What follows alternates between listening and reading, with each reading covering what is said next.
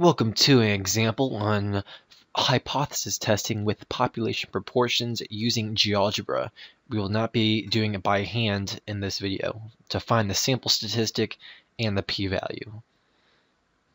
Let's go ahead and get started on page 411, question 10. Do you eat breakfast? Good question. A research center estimates that no more than 40% of US adults eat breakfast every day. In a random sample of 250 US adults, 41.6% say they eat breakfast every day. At the alpha equals 0.01% or at the 1% significance level, is there enough evidence to reject the researcher's claim? Now, for hypothesis testing with population proportions, it will be the same as doing it with the small samples and large samples. We will be following our steps. So, first step is to write down our ho and our ha. Go ahead and get this over. So, the claim here is that the research center estimates that no more than 40% of US adults eat breakfast every day. So, if something is no more than 40%, that means it's less than or equal to 40%. So since that has the statement of equality, that is why we have it as our ho or null hypothesis over here. And the complement will be the ha.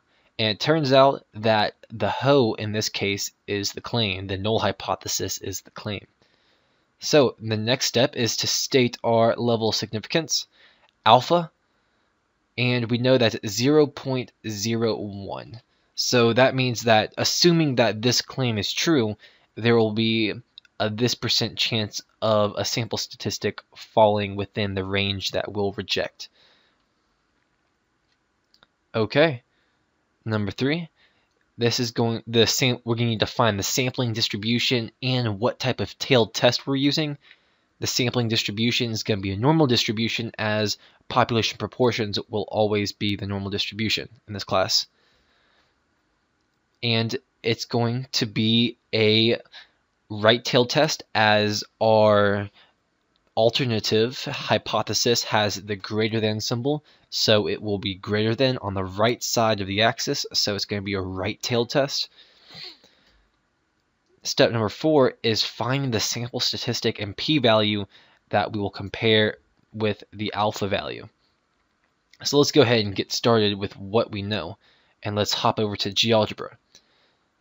Head over to Geogebra to do one of these population proportion tests. Go to Statistics, go to z-test of a proportion. Let's type in the null hypothesis is 0.4, 40% of US adults eat breakfast. The alternative hypothesis is a greater than sign. Find the number of successes in our sample, and if we look back to the question here, it gives us that in a random sample, 250 adults said they eat breakfast every day. So 250 is going to be our number of successes. So let's go ahead and type that here. And notice that it doesn't give us a sample size. It just gives us a probability of success. And this is interesting. So what we should do in this case is the following. We know that the number of successes divided by the size of our sample will be the probability of success. So we know that 250 over some value n will be 0.416. So if we rearrange, we'll find that 250 divided by 0.416 will give us the size of our sample. Let's go ahead and do that. I'm doing it on my calculator with me, not on the computer. That is why you don't see anything.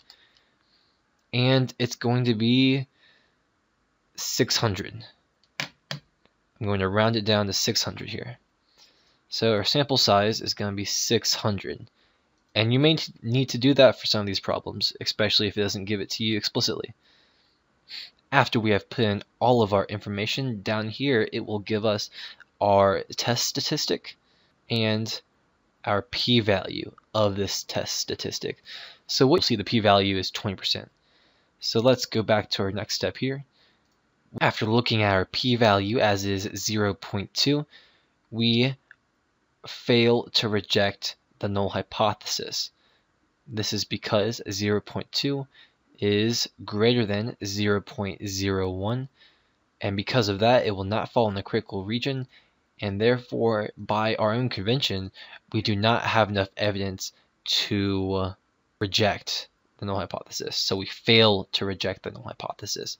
So if we don't have enough information to reject the claim that that no more than 40% of U.S. adults eat breakfast every day,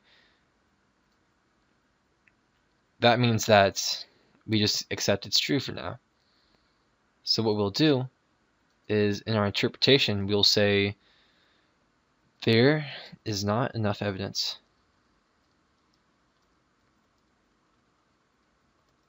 to reject the claim that no more than 40% of U.S. adults eat breakfast every day. So this is an example of hypothesis testing with proportions. You go through all the same steps as before, compare your p-value to your alpha value right here, and you make a decision as to reject it or fail to reject it, and then you word it in such a way that matches which hypothesis is your claim. All right, this has been Patrick Grable. If you have any questions, we should be able to answer them in class, and good luck.